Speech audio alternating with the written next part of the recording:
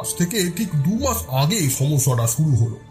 ওই যে বিজ্ঞাপনটা থেকে এই যে কাগজটা, এটা নিয়ে স্পল্ডিং অফিসে এলো, বলল, মিস্টার হুইলসন, আহা, আমার চুলটা যদি লাল হতো।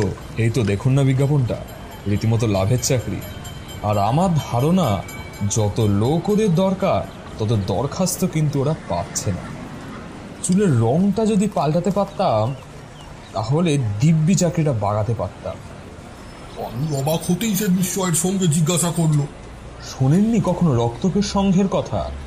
আমি বললাম, কই না তো। কি আশ্চর্য, আপনি যে নিজেই এই কাজের একজন উপযুক্ত প্রার্থী। বছরে মূল্য পাউন্ডের মতো দেবে, কিন্তু কাজ অতি সামান্য। আর এতে করে অন্য কাজের অসুবিধা হবে না। যতদূর শুনেছি, এজেকিয়া হপকিন্স তিনি ছিলেন নিজেই লাল চুলের, আর লাল চুলের মানুষের প্রতি তার দারুণ সহানুভূতি। নির্দেশ দিয়ে গেছিলেন ওই সম্পত্তির সুদ থেকে লাল চুল ও মানুষদের যেন সাহায্য করা হয়। শুনেছি মাইনে যেমন চমৎকার আর কাজও তেমনই যৎসামান্য। তাহলে তো কোটি কোটি লাল চুলো মানুষেরা দরখাস্ত করবে। আপনি যে অত ভাবছেন, আসলে কিন্তু দরখাস্ত অত আসেনি। কারণ দরখাস্ত যে করবে তাকে হতে হবে বয়স্ক আর লন্ডনবাসী।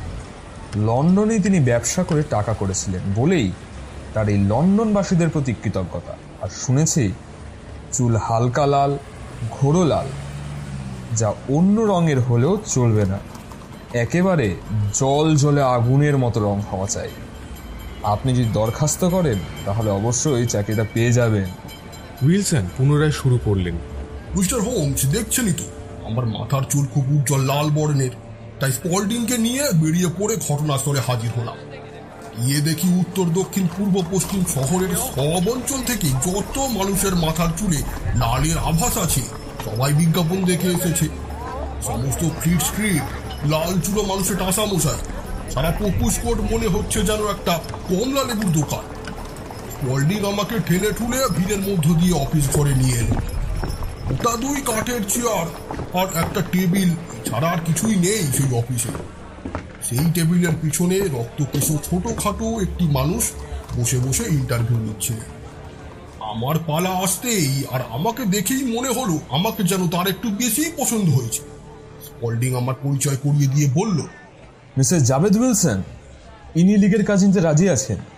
হ্যাঁ, যা চেয়েছিলাম তা ঠিক ঠিক ওর মধ্যেই রয়েছে।